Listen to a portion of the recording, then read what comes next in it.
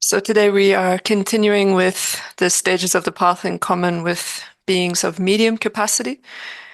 We've completely covered the stages of the path in common with beings of smaller capacity. And our class is centered around two texts. So we are focused primarily on Tsongkhapa's Songs of Experience, which is a brief set of verses. And then to comment on that, we're using the third Dalai Lama's Essence of Refined Gold. Now, this text is itself also incredibly brief, but it's very, very useful for practitioners of Lam Rim, because although it has few words, those words are very potent and contain the entire meaning required for you to achieve liberation and omniscience. It summarizes all of the Buddha's teachings into paths of the three beings.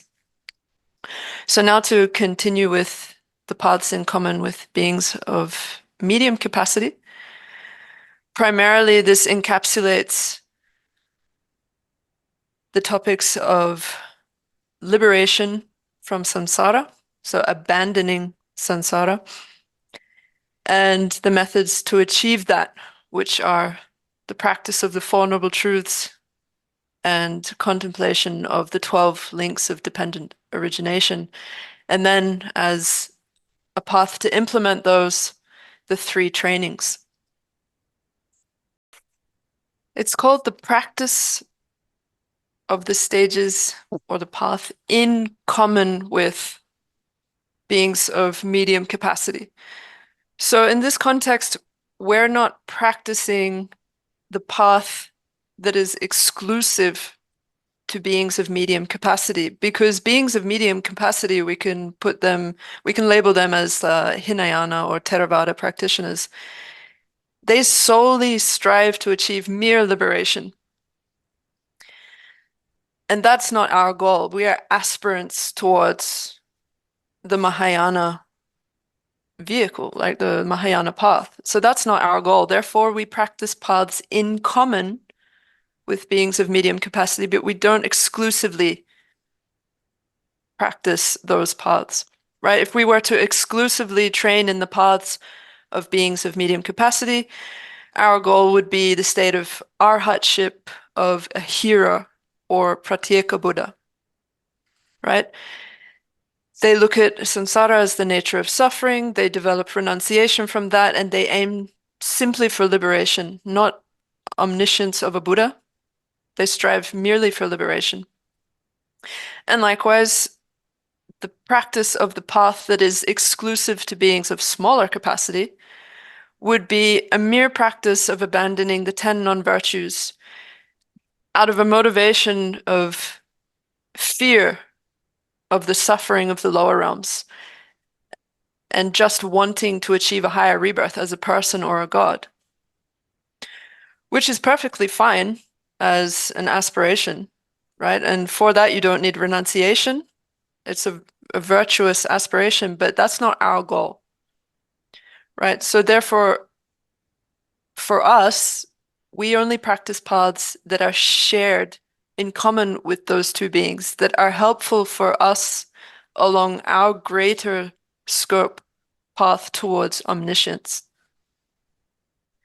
Some people think, I just want to be happy and I don't want to suffer, so therefore I'm just going to train in the path of the smaller scope being.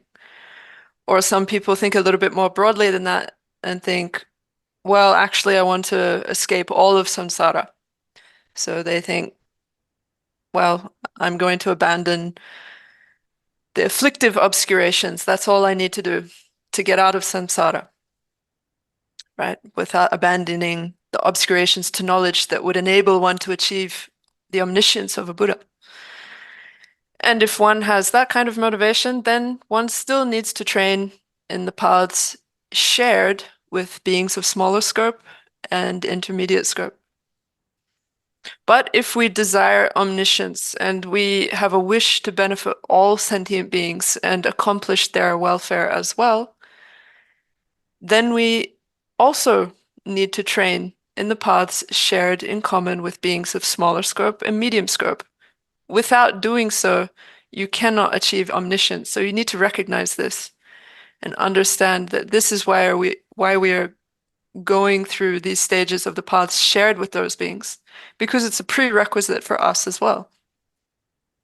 The intended disciple for Tsongkhapa's stages of the path to enlightenment is not three separate people, like a smaller scope being, a medium scope being, and a greater scope being. The intended disciple for this treatise is one person who is an aspirant of the Mahayana path and therefore trains in the paths shared with those beings of smaller and medium capacity.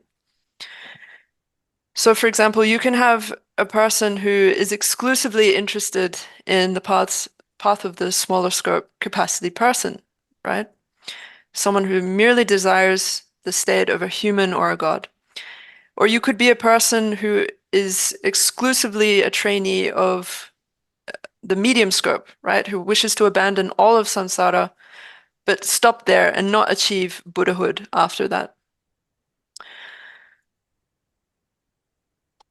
Now, with respect to those Mahayana persons, there is no presentation of paths in common with the Mahayana beings because it's an exclusive path. It's not shared with anyone else. So if you are the intended disciple of this treatise on the stages of the path, then you must understand that you have to practice all of the paths in common with, but not exclusive to, beings of the smaller scope, the medium scope. So you have to train in the practice of the Four Noble Truths, the 12 links, the ethics of abandoning the 10 non-virtues, contemplating death and impermanence, and contemplating karmic causality. These are all prerequisites for the intended disciple. The mind training of the stages of the path of the three beings is a practice that involves listening, contemplation, and meditation. Right? The Dharma is incredibly precious, and therefore, however much you listen to it, that's how much benefit that comes to you. Simply because the Dharma itself is so precious. But this presentation, right, this mind training of the stages of the path is not something to just be listened to. Right? We're not just here to study it. It's something that we must integrate into our own practice, right? It's to be practiced, not just listened to. We should contemplate how kind our past life was to us, right? Whoever it was, right? This being in our past life was incredibly kind to us now because through their actions or our actions in the past life, we are here where we are now, contemplating the path to achieving omniscience, right? That's incredible. This is all a result of karma we've accumulated in our past life to get where we are here now. In our past life, we must have implemented the practices in common with beings of smaller capacity. That is the practice of abandoning the 10 non-virtues, because that is the cause for achieving a human rebirth. And not only have we just achieved a human rebirth, right? There are 7 billion humans on this planet along with us, and some of them are completely overcome by their afflictions, by the three poisons, right? Or they've been raised to be really horrible people, but fortunately, we haven't ended up in such a horrible situation. We've achieved a human body that is endowed with the 8 leisures and 10 opportunities, right? This is incredible. We've attained a rebirth with which we can practice the stages of the path to enlightenment. This is so incredibly precious, and I encourage you to rejoice in your situation. So now returning back to the text, Essence of Refined Gold, bottom of page 17 for me. Training the mind on the path common to the person of intermediate capacity. So to read down a bit, although by avoiding the 10 non-virtues and practicing their opposites, the 10 virtues, you can attain a special rebirth in the higher realms, you will not pass beyond the frustrations of cyclic existence. Right, so that is basically a summary of the paths in common with the smaller scope beings, right? They abandon the 10 non-virtues and they wish to attain a special rebirth in the higher realms. But by doing so, you don't pass beyond the frustrations of cyclic existence because you have not abandoned cyclic existence in its entirety. Oh, am I muted? No, I'm not muted, sorry. Um, So, for this reason, seek to attain nirvana, liberation beyond all suffering. So, that's the goal in this context of persons of intermediate capacity. Through contemplating the four truths, among which you have the first two, suffering and their origins, which are the stages of entering in samsara. And then you have the two, which are paths and cessations, which are the stages of exiting samsara. You abandon samsara in its entirety. What is the nature of the shortcomings of cyclic existence? Those of the lower realms have been explained above. Meditate upon them well, for when you have done so, you will realize that you would not enjoy such long and intense misery, and so on and so forth. So the Tibetan, a little bit more literally, says here we have to make a difference, a slight improvement upon our previous practice in common with the persons of smaller capacity. So what's the difference? Well, in the context of persons of smaller capacity, you don't abandon all of samsara, right? You're just trying to escape the lower realms of samsara. So you get to the higher realms, but you're still in it. But in this context, we are trying to escape all of it. Um, so we're trying to achieve nirvana in this context. Uh, just trying to follow along in the English. Okay. I'm not sure where Geshe read up to. My bad, but we'll come back to it. It's fine. So Geshe was saying there are three sufferings: the suffering, the suffering of change, and all pervasive suffering. So us as people, we clearly have all pervasive suffering, and this is because our aggregates were projected by our previous karma and afflictions.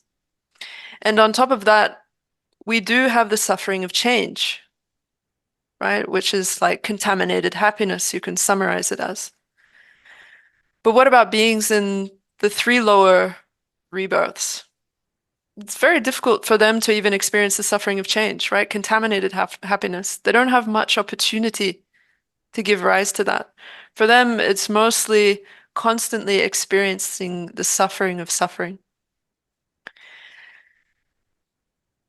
So for us as people, we have a little bit more suffering of change.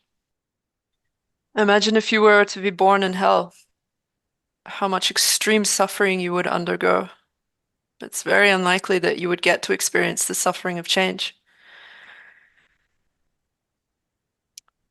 It seems like we need to constantly remind ourselves that these three types of suffering are not something external to us, right? They're not like earth, fire, water, wind that impact us from the outside, and we need to avoid certain external conditions, right? These sufferings are within our own continuum, and the experiencer of those sufferings are ourselves, right?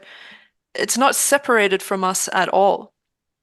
A lot of people's approach to religious practice is when they hear such explanations, it's just like an entertainment for them, like watching TV. Like, oh, such things exist, but they don't apply to me. But we need to understand that All of these things are with us at all times. All of these explanations apply to us. It's not talking about other people or external phenomenon. So because all of what we're studying is contained within our own continuum, we need to understand that we have the power to get rid of these terrible conditions, obstacles, and sufferings that we have. But unfortunately, day to day, we don't contemplate the antidotes that would reduce these sufferings. We ignore that and we chase after happiness instead. But it's extremely clear, isn't it, by now, that to fundamentally destroy suffering requires intense effort. And therefore, the Buddha saw that we were all tormented by suffering and taught 84,000 heaps of Dharma as a method to overcome that suffering. So we take refuge in the Buddha and the Three Jewels as an agent to remove our suffering, right? Definition of refuge is motivated by fear of the suffering of samsara, having conviction that the power to protect oneself from that suffering lies within the Three Jewels. Some students in the West often say, well, the Three Jewels don't have such a power, right? They can't help. So we need to understand what it actually means for the Three Jewels to have a power to protect us, right? In what way are we taking refuge in the Buddha, the Dharma, and the Sangha as agents who can protect us? So out of love and compassion for sentient beings, the Buddha taught the Dharma in order for disciples to listen to, contemplate, and meditate on so that they might give rise to true paths within their own continuum. And it is those true paths that eventually stop rebirth within samsara. They protect us from samsara.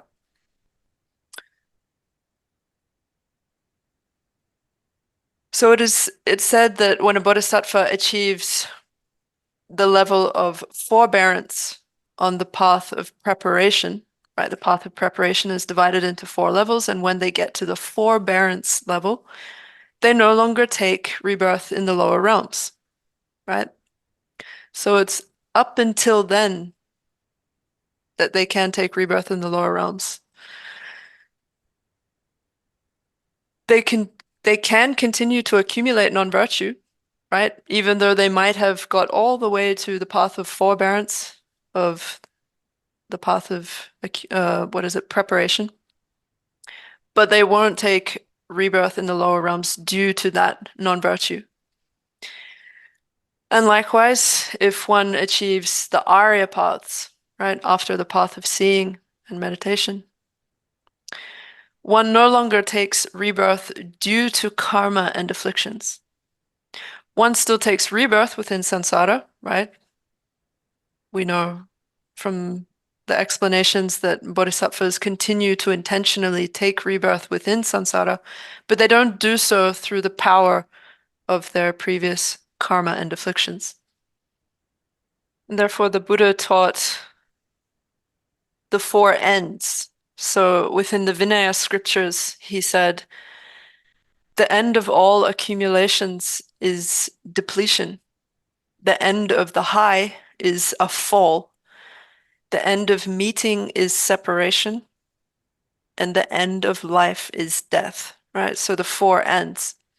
These are very important to contemplate because in our society, what we're constantly chasing after is the accumulation of wealth and resources.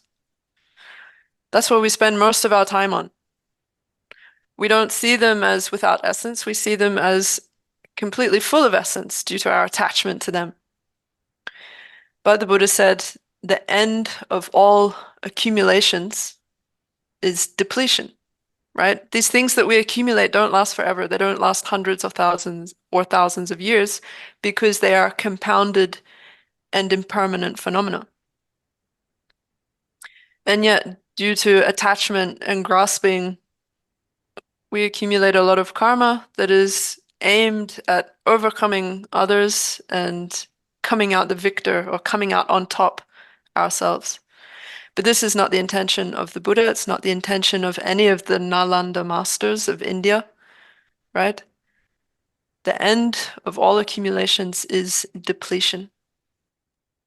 Now, of course, the Buddha didn't say this because he wanted us to stop accumulating resources for us to stay alive.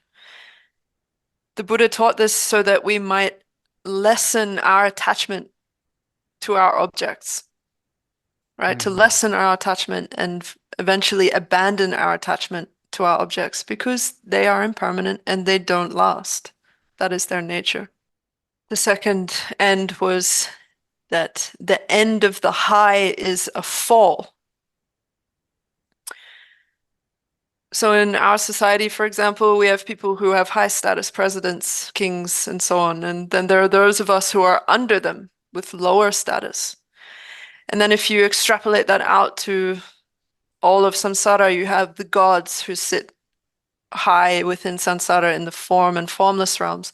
And then you have those who are very low, like the hell beings and the hungry ghost beings. But those currently enjoying high status won't remain in their high status. Eventually, they have to fall. And likewise, the low can achieve a higher status. That's just the nature of things. People change status, or beings rather, change status all the time. You could be a hell being and eventually make it up to the God realm, and then through the exhaustion of all your merit, because you did not accumulate any new merit, you fall back down to the lower realms. That's just the nature of samsara. So therefore, we shouldn't be so proud about our current status because this status is only applicable to this lifetime. We don't take it with us when we die, right? This lifetime is very short, and eventually we have to change. So therefore, the end of the high is a fall. The third end is taught that the end of meeting is separation. So meeting meaning coming together. So if we apply it to ourselves in our own situation in society, we can think of it with respect to our family or our parents. We have met with them in this life and we are together now, but we won't be together for hundreds of years, right? Eventually we have to go our own way. So we don't even have to think as far as 100 years. It's quite common for people to split up and separate after 40, 50 years or less. Right? That's because we are compounded impermanent phenomena, right? We can't stay the same forever. There's 7 billion people on this earth now, but guaranteed in 110, 120 years' time, they'll all be gone. So therefore, while we are together with the people who we have met through our own karma, we should treat them kindly, with respect, with love, because we're not going to be forever. There's nothing that can enable us to be with them forever. It's impossible. The fourth end states that the end of life is death. Sometimes it's phrased as the end of birth is death. So right now we've taken a rebirth as a human and we experience the life of a human being. We get up, we go to work, we go about our lives, but this is not forever. Right? You can't guarantee how long you'll last. Some people go to sleep and they never wake up in the morning. And therefore, death is certain, but the time of death is uncertain. You can't know when you'll die. And some people ask, well, what's the point of contemplating death, right? What does it help? Well, if you think about it, about the broader picture, right? Day to day, we engage in gossip. We think about food, clothing, money. We upset others in our pursuit of those things. So think further ahead that when you die, are you going to have the thought, was all this worth it? So if you think that in the end that it's probably not worth it, then use your human intelligence, right? We're not animals who are just trying to survive, right? For them, food and shelter is enough. We have such a high capacity as human beings, and we need to use our intelligence to understand that the only thing we carry into our next life are the imprints of virtue and non-virtue. And if all you accumulated in this life was non-virtue or significantly outweighed your virtue, then you're probably going to die with regret, right? When you're on your deathbed thinking back, you don't want to die with regret. So in order to avoid dying with regret, now is why we contemplate death. So we avoid a lifestyle that's going to lead to regret when we die. When we buy something from a shop, we always ask for a guarantee, right? Give me a guarantee, 1 year, 3 years. But it's funny if you think about it because nothing is guaranteed. We aren't guaranteed, right? As the buyer, and the person who sells the item is not guaranteed. But we do something as absurd as demanding a guarantee. The only thing that's guaranteed really in samsara are karma and afflictions. They are the guarantor, right? They provide the guarantee. They make the rules. Grasping at a self and therefore accumulating bad karma is a guarantee. The contemplation of suffering is usually divided into contemplating individual suffering or specific suffering and contemplating general suffering. So we've gone over that with respect to the suffering of the lower rebirths, right? In the context of the paths in common with smaller scope beings. And now in this context, we're going to contemplate the suffering of higher rebirths. So the suffering of persons, demigods, and gods.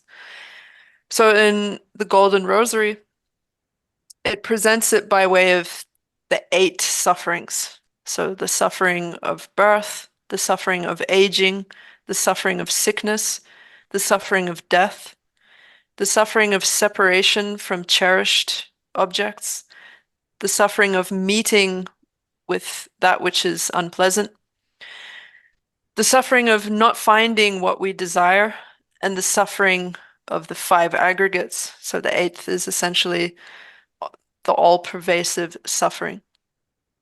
The first among those 8 is the suffering of birth. So the Buddha presented 4 types of birth: birth from a womb, birth from heat, birth from an egg, and miraculous birth.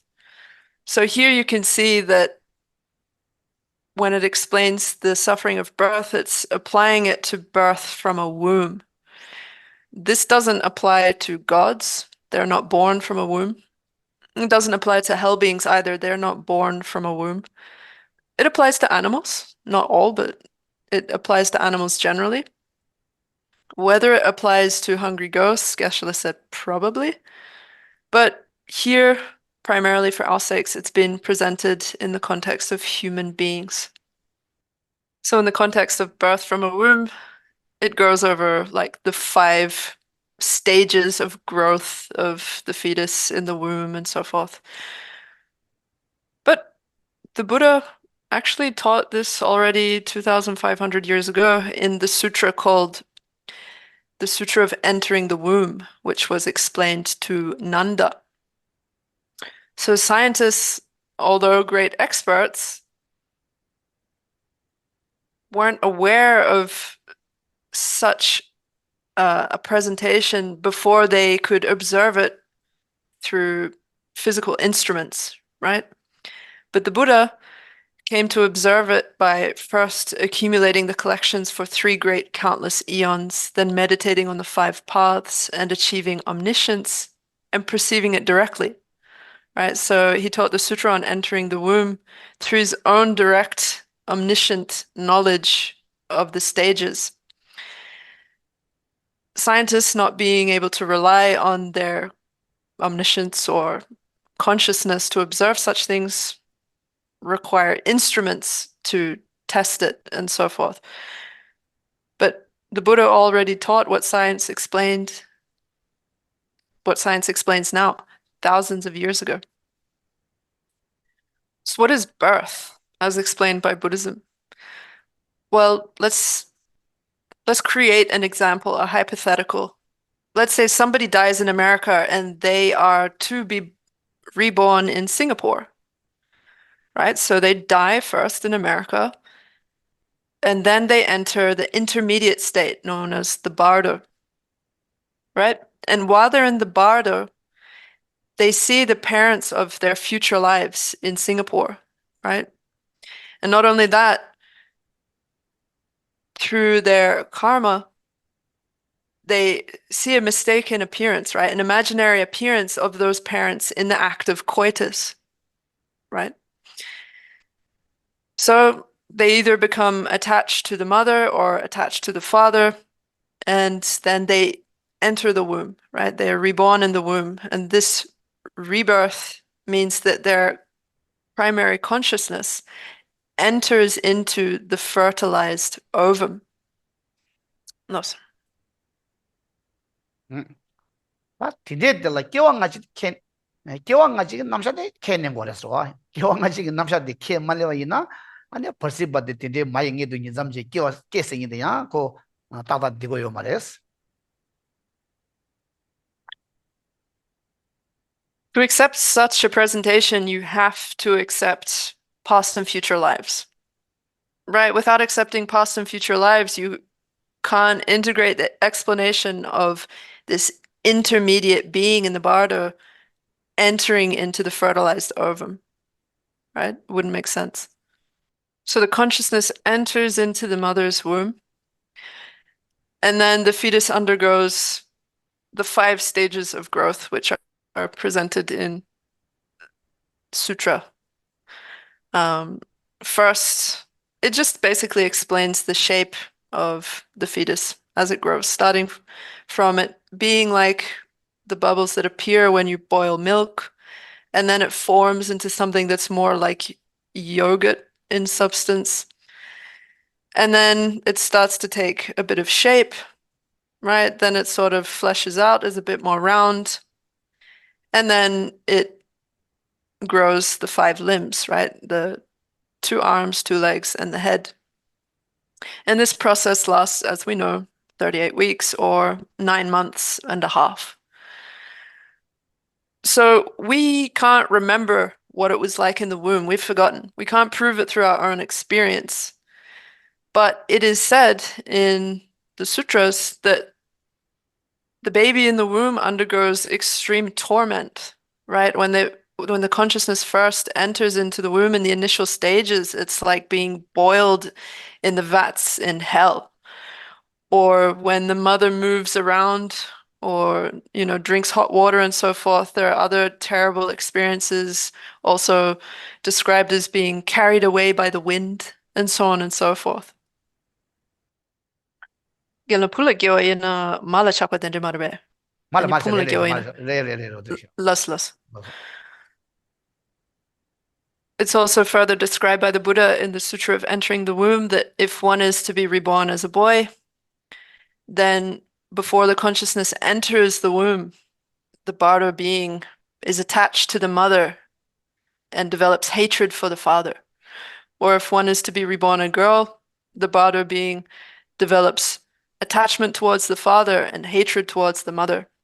And then the Buddha also describes the sides which they face while in the womb, like the boy facing the left, the girl facing the right, and so on and so forth.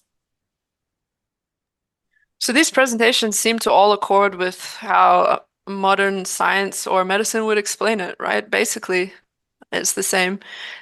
The only difference is they don't have an explanation of consciousness entering the womb, right? They don't talk about a bardo being becoming attached to the mother or father and so forth. Instead, they talk about, thousands of sperm heading towards the egg and then it's fertilized, and that's where they start their explanation. But because the Buddha accepted past and future lives, he had an extra layer to his explanation. So this is simply a brief explanation. Actually, if you wanted an even more extensive explanation, you can look in the mantra texts, right? The tantric texts. So we've forgotten all of this process, right? We have no memory of our experience in the womb and the suffering that we underwent. But that's what it's said to be. And then at around 37 weeks, due to the power of karma, right, our head starts facing downwards and we prepare for birth, right?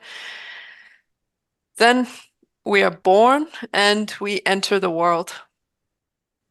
So even when we're born, there is extreme suffering, right? It doesn't end. And Nagarjuna has stated in his letter to a friend that there are 5 sufferings that we undergo during birth.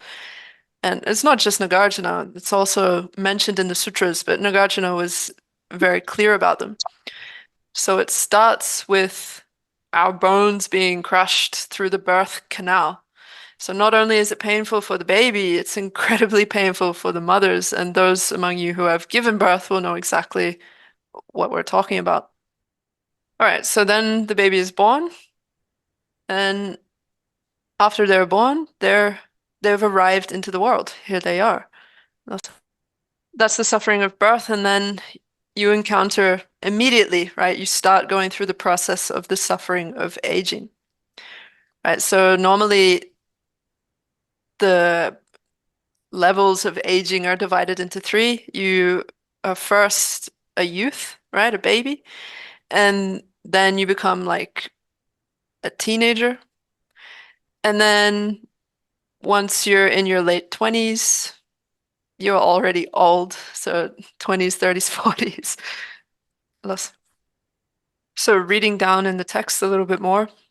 After he emerges from the womb, he feels as though he fell into a pit of thorns, even if he was wrapped in soft garments and placed in a feathery bed, such is the agony of birth. Then the baby gradually grows into a youth, and soon he is old. His back bends like a bow, right? You know what a bow is? Bow and arrow, a bow. His hair turns white as a dried flower. So Geshe said, seeing people with white hair is the best opportunity to recollect the Dharma, right? Because you're looking at a mirror.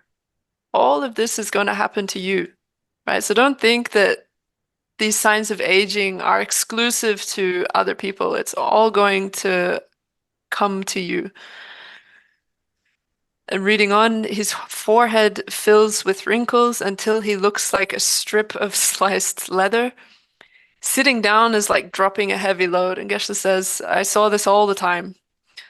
When older people sit down, it's like the rope holding up a sack has been cut and the sack just slams on the ground, right? It's not a graceful sliding into position of a youthful person, right? They just slam down on the ground. Standing up is like uprooting a tree, right? It's such a struggle to get up. If he tries to speak, his tongue will not obey, and if he tries to walk, he staggers. His sensory powers, such as sight and hearing, begin to fail him. Geshe said, how true is this? When you're younger, you see things so clearly and vividly, and then as you age, you start to squint. You can't see people clearly anymore. Your hearing is not as good, and your body declines, and you can't digest things well anymore. I'm reading on. His body loses its luster and resembles a corpse. His memory degenerates and he can remember nothing. Right? How true is that? When we were younger, we had such a good memory, and then as we age, we start to forget everything. The powers of digestion fail and he can no longer eat properly. Right? Also true. When you're young, you can eat anything, right? It's so nice. And then as you get older, you have to avoid so many types of foods because you fear that they might make you ill or you just can't digest them anymore. Um, right, you can't eat properly, no matter how much he craves food. At this point, his life is almost finished and death is rapidly approaching. Such are the sufferings of aging. Right, so we see this all around ourselves, but don't think that it's something that just pertains to other older people, right? This is going to come to you. So think of it in that way. This is what I'm heading towards. Geshe said he's going to leave it here for today, and then we'll pick up with the sufferings of the gods and the demigods in the next class. But for now, do you have any questions? Thank you, Gisela. Super nice class. Thank you, Sophie. Okay, so we will have a question from Marianne. Geshala, can I ask when you mentioned the when someone goes through Bado and they either if it's a girl or a boy, if they have towards hatred towards the mother or the father, why is it that it cannot be love for both? So I'm just trying to understand. Yeah, okay. So when a bardo being is about to take birth, right, through their karma, they see the parents of the future life, and then if they're going to be a boy, they have attachment to the mother and hatred to the father, and if they're going to be a girl, they have attachment to the father and hatred to the mother. But why does it have to be like that? Like, why can't they just love both?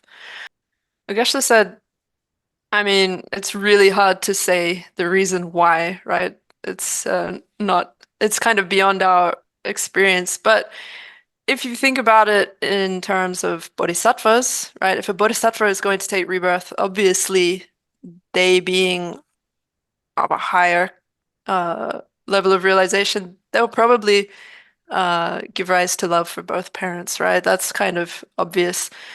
But we as ordinary beings who are controlled by karma and attachment probably don't have that sort of capacity, right? When we're in a limited cognitive state of being a bardo being, if we're going to be born as a girl, we give rise to attachment to the father and hatred to the mother for the reason simply that we're just controlled by karma and attachment, right?